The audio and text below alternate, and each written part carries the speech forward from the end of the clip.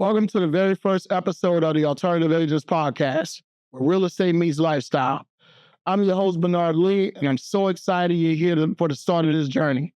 This podcast is all about bringing you the inside stories, the lessons learned, and the lifestyle gems from people who are shaping the real estate industry. From agents and investors to builders and designers, and even folks in the luxury and lifestyle spaces. And for episode 1, I had to bring the heat. My guest today is a seasoned real estate pro who knows North Houston inside and out. He's built his career specializing in new construction, and he's not just selling homes, he's helping families build futures. Please welcome to the show, Mr. Terrell D. Terrell.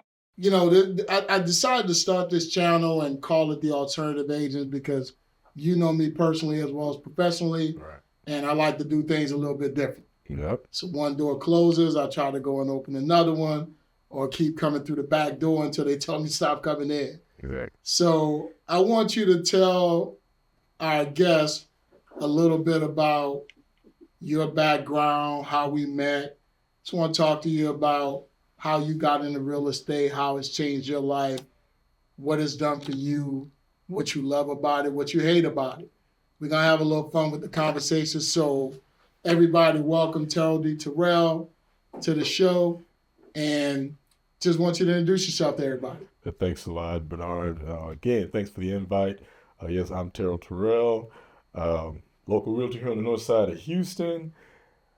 Man, I want to condense it. I don't want it to be too long-winded or anything like that. But long story short, what got me into real estate, see, I have an architectural and drafting background. So when I was in junior high school, I studied that. My uncle's an architect, been an architect since I was a pup. And he's still doing his thing at 85 years old. Just had his 85th birthday a couple weeks ago. Yeah. And so, as we were young, we get sidetracked, get sidelined, get into different things and stuff like that. So this was back when I was in California. And so, moved here, did some other things. And I worked for the state, got tired of it, and went ahead and I said, okay, I want to do something different. And so since I've been here, and this is what's leading up to what got me into real estate. I'm on my third home right now, and each home has been brand new. And so I like brand new homes, I like brand new construction, and it kind of reminded me of my architecture days.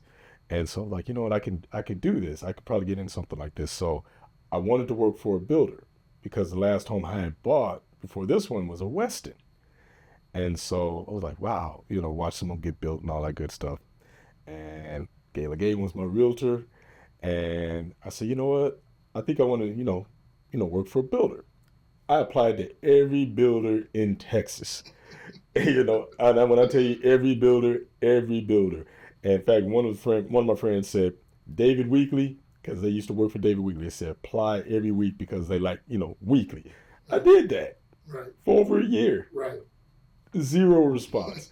and so the way it happened is Gayla's the one who sold me the Weston. And I told her about it, and she said, well, since you don't have any sales experience, get your real estate license, get some sales under your belt, and then, work your way in to work for a builder. Or she said, or you might like it on this side better because you get to work with multiple builders. Right. And it just so happened she was correct. Right. She was right. And so while I was still working for the state, I got my license, and then that's when I was following Gayla because she was with Clayton Nash at the time. Right. And this is where you and I met because right. I tell the story to everybody. I got pawned off. They sent me to this realtor in the brokerage. They sent me there, and they said, oh, send them over to Bernard, And it was the best thing that happened because you took me under your wing, you groomed me, and you really taught me the business. And that's what got me into real estate, and it's been a great journey ever since. It has its ups and downs. It does. It has its challenges, but I wouldn't change it for the world. And we're going to get into that. And one of the first questions I want to ask you, so just for context, yeah, tell people what you did before you got into real estate. Okay. All right. I put in a little over 17 years working at a maximum security prison in Livingston. Yep, I did. I worked 15 years general population, and I got bamboozled. And I did my last 2 years in death row ad seg. And that was an experience, you Yeah, know. man. You know, but I tell everybody it wasn't like Oz, you know, because when I first started working for the prison, you know, I used to watch Oz all the time and thought Right. that's how I was going to be. Man, I don't know if I want to do this, you know, but it was like the first job I had gotten when I moved here to Texas from California, and I was like, man, but it was all right, you know, it was all right, and then it just kind of got old toward the end. I said, okay, it's time to do something different. You get tired of, you know. Right. So you want to switch it up? Yeah, just switch it up a little My bit. background's a little bit similar to that. Yeah. I was in the mortgage business for a long time and crash of '08, got into luxury car sales.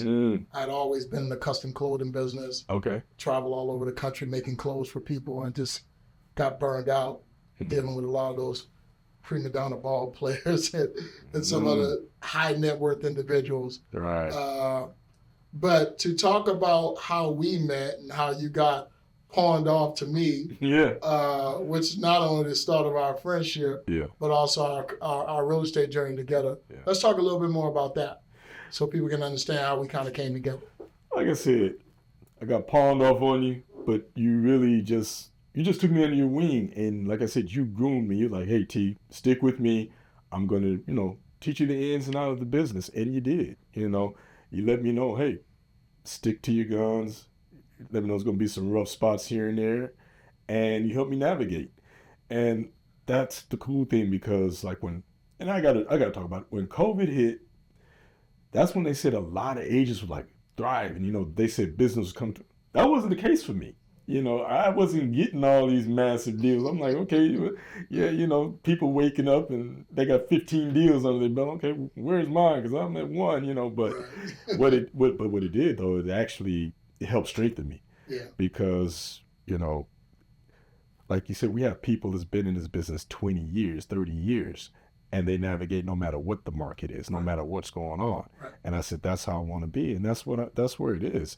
And so, like you said, we've been through a couple of brokerages together. Right. You know, we've been apart different brokerages, but we've always kept that bond as to where, you know, if I need something, if I need to lean on you, hey B, I got a question. You're always there for me. Right. And so that's the gist of it, and it's just been a great relationship the whole And while. likewise, man, I appreciate the relationship with you as well because even though when we first met, I hated social media, the technology. You embraced it. I never wanted to do it. And out of all the agents that I went through with trying to build a team over the past 8 years, you were the one guy who took it literally and did what I recommended you do. Mm-hmm. You found a niche, which was new construction, and you went all in on YouTube. So with that, why don't you share so newer agents can understand how important it is to do that, because I'm from personal experience trying to be everything to everybody, and it really ended up disastrously at certain points in my career. Mm-hmm. So what would you share with a new agent getting into the business or wanting to get in the business coming from a completely different background like you did? Like you said, start out with your niche. You know, figure out exactly what it is you want to do in this business. We have investors, as you know. So if you want to be on the investment side, you know, reach out to us and we can put them in contact with the right person, all that good stuff. But if you're going to get into this business, you definitely have to build your brand. It's not about building the brokerage or anything like that. People get to know you, get to know your face, you know, get a feel for you. And one of the things that, you know, we joke about it is our comfort zone. You know, I'm not comfortable door knocking. I've done it maybe once or twice, and I got to put it out there. Texans like their guns, and so I'm a little bit squeamish when it comes to just knocking on some stranger's door. But you know, and then cold calling, you know, getting cussed out every now and again. I'm like, okay, I could tolerate that a little bit, but I'm not a fan of that either. But I would say embrace social media, especially with the way things are shifting in the industry. Because if you don't have a strong social presence, you're going to be, you know, kind of left out in the cold. It's not like some of these veterans I just mentioned that have been in the business 10, 15, 20 years. They've already established themselves, so they don't need a strong social presence. They have that network already. Social media is modern day door knocking. Right. Because, especially with YouTube. Right. And that's why I really embrace YouTube. I love YouTube because it's evergreen content. I have people still reaching out to me. As a matter of fact, just before we got started today, someone commented on a video I did 3 years ago. And so that's why when you're on YouTube or social media, your presence is out there. And it's just a way of people to really get a feel for you, get to know you, be genuine, Yeah. And that way people can get a feel for your personality. And they say, okay, I like this person's personality. I can relate to them. Let me reach out to them and see if we can do some business together. Has that happened for you? Yes, it has. A couple of days ago, I was checking out one of my old videos and one of the interviews I had done, and that's what they said. That I'm relatable. They liked the way the interview had gone, because like I said, it was just genuine. It wasn't anything scripted or anything like that. It was like a Q&A like you and I have, and I'm speaking from the heart and telling people my experiences. I've had some great success in this business. And I've had some failures in this business too, It's like I tell anybody, you fall down, you skin your knee, put the rubbing alcohol on, put a Band-Aid on, and keep it moving. Right. Don't sit around licking your wounds because it can get tough, but tough it out. So talking about social media from somebody who did not embrace it in the beginning when they should have, how has it helped your career by embracing it? Find the niche. What kind of success have you had with it? YouTube in particular, because I know you and I talk all the time. Right. And you decided to go all in on YouTube. I got to What kind of success have you had with it? I've had great success. That's my number one lead source. One, it helped me get out of my comfort zone for one. You talk to any of my friends coming up. I've always been an introvert. Yeah, put me in a cubicle when I was working my job. Put me in a cubicle, leave me alone, all by my lonesome. Well, now my friends are seeing me like, man, we're surprised to see you on camera and stuff like that. I said, yeah, you have to create that alter ego, and just kind of step. Like I said, it's like stepping out that comfort zone when it comes to door knocking, a cold calling, or something like that. I said, I'm going to embrace social media, and so I started that YouTube channel, and like I said, it's my number one lead source. I get business all the time from it, and I get subscribers and I get people that leave. It's the nature of the business. Because I think you're up to about 16,000 subscribers. Yeah, 16,700. How old is your channel? The channel is 3 years old. Okay. Yeah, I started the channel just toying around with it in, I want to say 2020, but I really hadn't done anything with it. It was just because I was getting familiar with other people out there and learning their content. And then once I really started diving in, I want to say it was like right around 2021, 2022 is when things really started, taking off, because I was putting, experimenting and said, let me put some content out here and let me see what I can, get going. And it blew up. The channel was starting to blow up. So one of the things we want to do on this particular channel is just kind of be real with people. Yeah. There's a lot of information out there. It is. People look like they're doing better than they are. Mm-hmm. But for the people, especially the new agents that really want to know what works and what doesn't work, if you had to guess, how many deals would you say you closed from YouTube?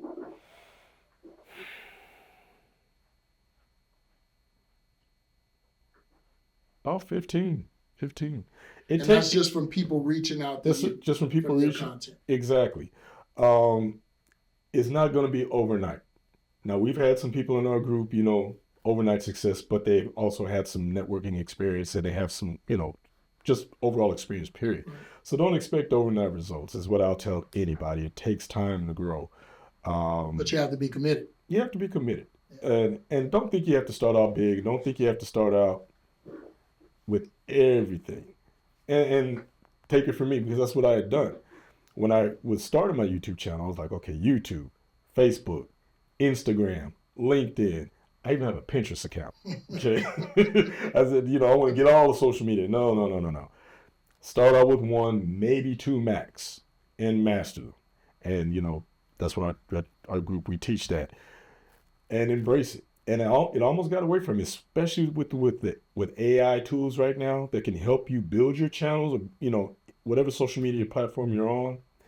Because I went down that AI rabbit hole. Yeah. And I'm like, oh man, I gotta, post to Instagram now. I'm doing carousels and all that stuff.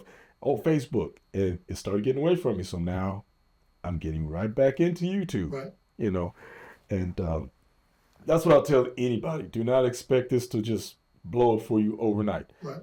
It can happen in several months.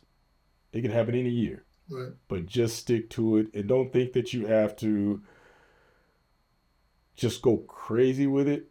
And what I mean by that is like some people feel that, okay, I got to post something every day or no, you don't. Mm. With YouTube, start small. One long form piece of content, one short form piece of content, and work your way up. Once you get comfortable with those two pieces of content right there and you get a groove to where you're not feeling overwhelmed, then you can bump it up. Again, I'm speaking from experience because I went through burnout. Right. You know, when shorts first came, I said, okay, man, I was pumping out shorts and long form and 5 videos a week. And man, the burnout came quick. I dialed back and back on track and just keep it nice and moderate, something that you know can do on a consistent basis. On that note, we talked about niches. Mm-hmm. What did you end up choosing as a niche and why? I chose new construction as my niche because it goes back to my background. Like I said, I studied drafting and architecture junior high and high school.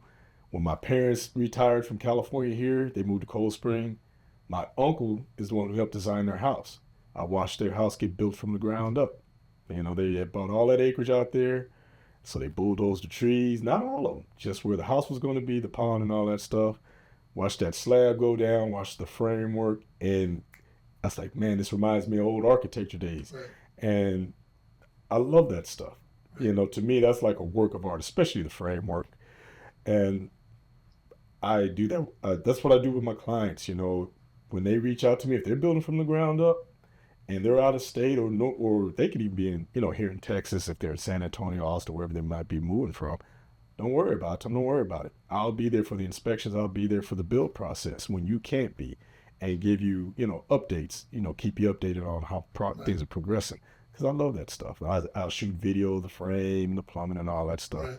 But that's my niche, man. I love it. And how important is communication with your clients when they're building from the ground up? That's very important.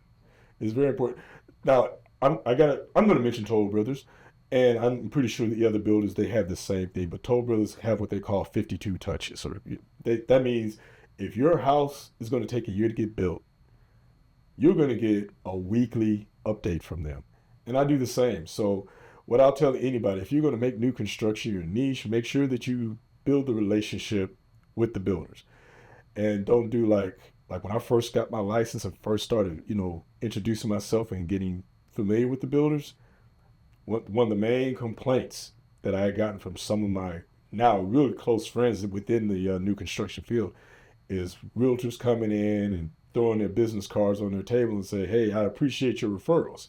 Don't do that. That sets them off and that makes them not want to work with us, even though, a lot of business comes from us realtors. Right. Build a relationship, just like you would a client that's coming to you to buy a house from you or build from the ground up. We are in the relationship business, and it's across the board. Yeah, I tell people that all the time. Mm-hmm. And I used to say this to you: don't chase the commission, right? Because it's gonna always run from you. It's gonna run from you. Take care of the people, and the commission's gonna come. Exactly. So let's shift gears a little bit. So you're an agent in North Houston. Yes, sir. Lots going on in North Houston right now, especially over the last few years. Mm-hmm. What are you seeing on the ground that other people might not see that's happening in this area, especially where new construction is concerned, that might want to have people thinking about coming to North Houston? Man, there's a lot of growth that's taking place on the north side, farther north. We're talking like Magnolia area. I even saw where a friend of mine posted this morning. She's all the way up in Huntsville. I'm like, what is she doing in Huntsville? And they're building in Huntsville, and people are getting away from, I guess, I kind of want to say maybe the inner city or kind of like where you're close to like downtown, or they're just moving farther out. It's more laid back for sure. Yeah. It's quieter, and But you can get to the city if you need You to. can still get to the city, yeah. I mean, just map your day out. Map your day out, because it's going to depend on what side of the freeway you're on. So if you're on 59 side, it's not so bad. That 45 freeway, oh my gosh, it turns into a parking lot depending on what time of the day it is. And so, but they are going farther north because they're getting more. The builders, man, they're building like crazy out there. The incentives that they have are great as well.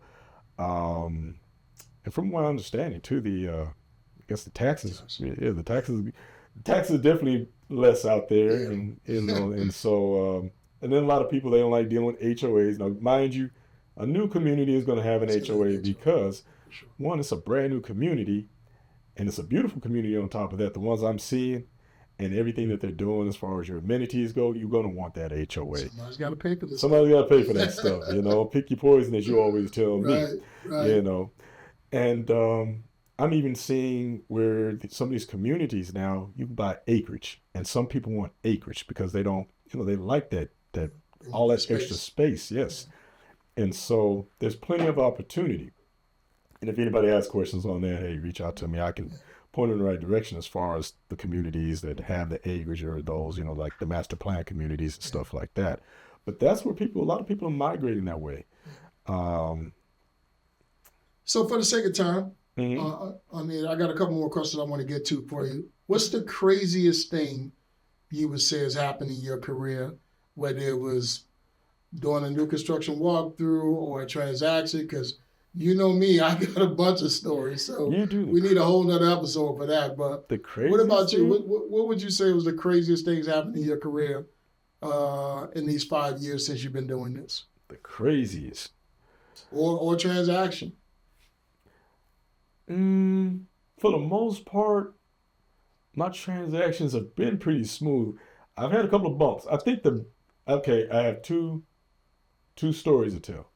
And one is a good lesson because it taught me a lesson. Like you said, communication. I had taken for granted that one of my builders, and I'm going to put the name out, but that one of the builders would keep me in the loop with everything because all my other builders had. Right.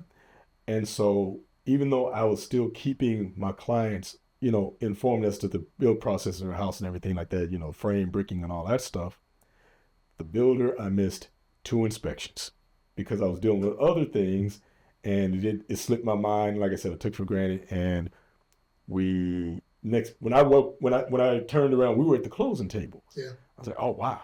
I said, well, what happened? So I went to we all met up, and I went to my client's house, and I gave them their closing gift, and I said, man, how did I do? And he said, man, personally, he said, I was kind of disappointed because you weren't there, you were the agent, but you weren't there for any of our walkthroughs.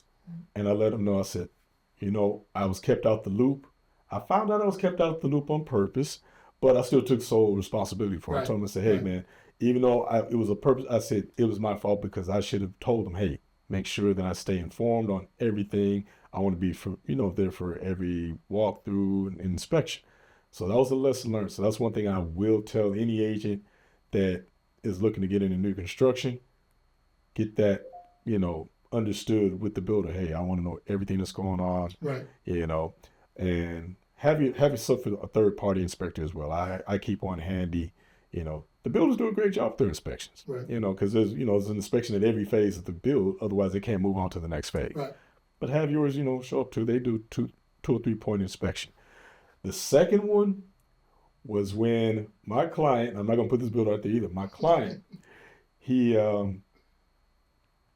picked out his brick and he picked out his mortar, but the builder's great. I love this builder and I'll stick with him. What happened was I gave him an update on his home, and I did the video, and he texted me and he said, what color's the mortar on that brick? And I said, it's light gray. And he said, I ordered white. So he called me. And man, when I tell you this dude cursed me out, like, I guess that's about the curse. Like, dude, why are you cussing me out? I'm not the one who built this house, man. Right. I didn't build it. And so I was like, but I said, let me get in touch with, with our sales rep, They do great stuff. And I went to my guy, and he said, it'll be all right. We'll take care of it. And that's just the way he talked. And my boy, his name is Tommy, and he was so laid back with it. And he said, let me take it to the manager. And my client, he was moving from Dallas. He was making trips back and forth to check on his house. Yes. And he told me about that scenario. Yeah, man. I mean, dude was livid. And I was just like, man, please don't go to the building. Don't cuss any of them out, because, they're big. They build from coast to coast. And so they took care of it, though. It took a couple of weeks. Right. But I told him, I said, hey, man, they've already reordered your brick. This is what's crazy, because it's a process that they could have done to where they didn't need to remove all the brick. And that let me know that this build is all about customer service, not just making a sale. They de-bricked that entire house. Wow. They took all the brick down, ordered him brand new brick with the right mortar color, and re-bricked his house. And he was happier than the kid in the candy factory. Right. And he was like, thank you. I was like, man, yeah. I said, just, it's good, and I love him. He gave me a great review and everything. And I'm just glad that everything turned out well, because I was sweating, man. I was like, man, I've never been through anything like this. I remember you called me about that scenario. So for new agents, I don't know if you caught what Terrell just said, but it's super important to always keep the line of communication open. Yes. Whether you're talking with the builder or your client or both, it's really important to make sure everybody's on the same page, and mistakes are going to happen. Yeah. We're in the human business. Mm-hmm. Human error happens, but no need to panic. There's always a solution. Exactly. And the thing is, if you get into this side of the business, just let your clients know, hey, just whatever the issue may be, just give it to me. And, you're going to take care of it. I'm going to take care of it just like I did. I stay in constant contact with them and just let my clients know, hey, just relax on it. I'm working with it. Do whatever it is you got to do. Go fishing or catch a plane, go on vacation. Me and the builders, we're going to work on getting whatever. And 9 times out of 10, the builders are going to take care of whatever, issue may come up. Just got to ask. You got to put it out there. I'm the king of taking accountability for everything. Yes. I put everybody's weight on my shoulder almost to a fault. You do. But it's one of those things in the business you're going to get better as you do it more. Right. Just don't freak out and stay the course. Right. Man, listen, T, this has been great. I love it. Thanks for coming on board, man. You dropped a lot of knowledge today.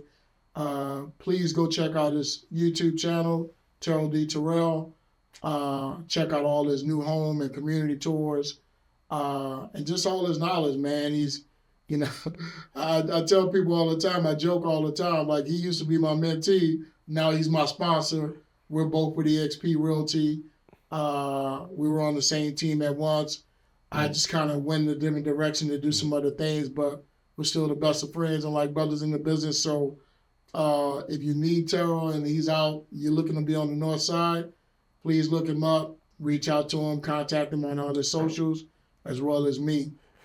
This has been a great episode. Yeah, and I'm sorry to interrupt. Like I said, you talk about my knowledge. I learned from the best. I mean, like I said, you took me under your wing, and this has been 5 great years. Even though, like I said, there's been times where we've gone separate brokerages. Right. I'm still learning from you, and so man, I appreciate you. I just try to be as genuine as I can, throughout the whole process with all my sales background. Everything is just transitioning to the next thing. So that's what I'm hoping the channel does for people. Let people know there's more than one way to skin a cat. It is. One door closes, you can find a way to open another one. That's right. Or you just might have to get creative with it. So we guys hope you enjoyed this episode. Don't forget to like and subscribe to the YouTube channel, and join us for the next episode. I hope to come back. Thanks a lot. Thank you.